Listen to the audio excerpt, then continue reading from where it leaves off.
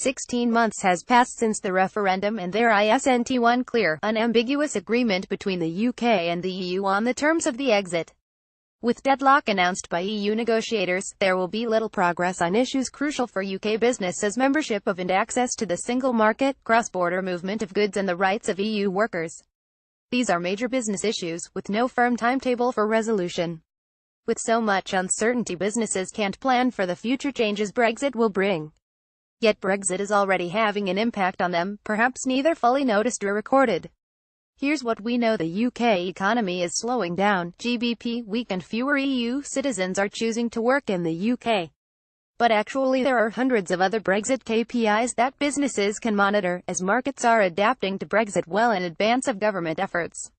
For instance, looking at the Office for National Statistics macroeconomic data, comparing the averages from 12 months before the referendum and 12 months after June 2016, there are success stories out there. The UK is exporting over twice the amount of sugar to non-EU countries. The UK is importing 31% more ships from the EU, but ship exports to the rest of the world have increased by 54%. The value of services from UK transport, storage and communications firms have increased by 25%. There has been a 5% price reduction in imported products used in manufacture of motor vehicles. Some of the UK's key performance indicators are soaring, but KPIs for other sectors aren't doing as well. There has been a 51% drop in the value of artwork imported from the EU, though a 27% increase in exports to the EU. There are a net 50% fewer seasonal workers arriving from EU8 countries: Czech, Estonia, Hungary, Latvia, Lithuania, Poland, Slovakia, Slovenia, who are looking for work. Input prices for manufacturing materials have increased by 14%. The UK is exporting 49% less tobacco to the EU, but only importing 2% less from the EU.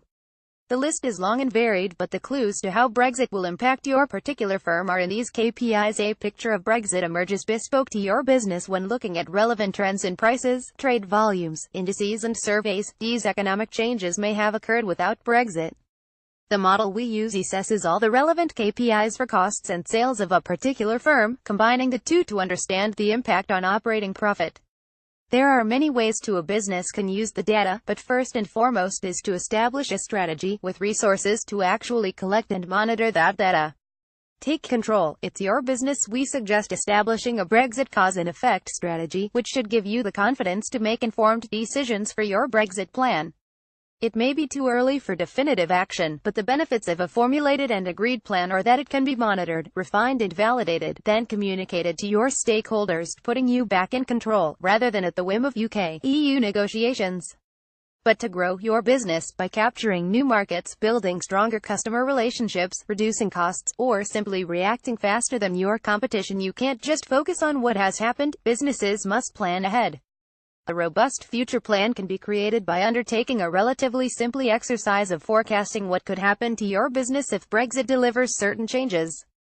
Is the future really orange? Does that even help? Businesses should use their own Brexit KPIs to create a soft hard other Brexit future scenarios and assess the implications to their forecast costs, sales and overall business operations.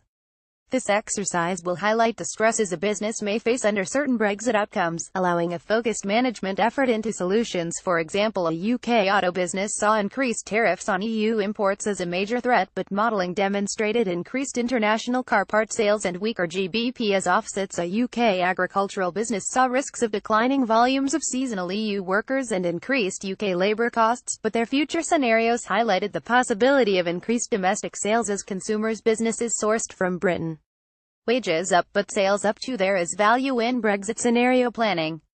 Talking about the what-ifs, especially if it's based on macroeconomic KPIs that can be observed and updated.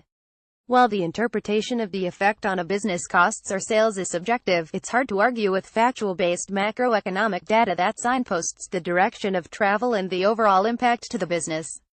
This strategy allows management to focus on the crucial areas and reduces the complexity of managing Brexit. From how can we make business investment decisions when nothing is known to we have identified a list of material areas of concern. Well, focus management time on these. Communicating progress to our stakeholders.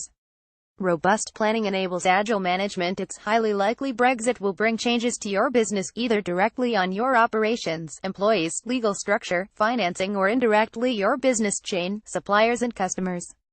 Management agility is needed to stay on top of these changes, powered by robust planning. Your advisors are well positioned to provide detailed analysis of your pain points, but you can begin this process internally, exploring risks and maximizing possible benefits. Just don't wait until the fog of Brexit clears. By then it will be too late. Ben Martin is founder and MD of the Brexit Tracker, a Brexit macroeconomic big data platform.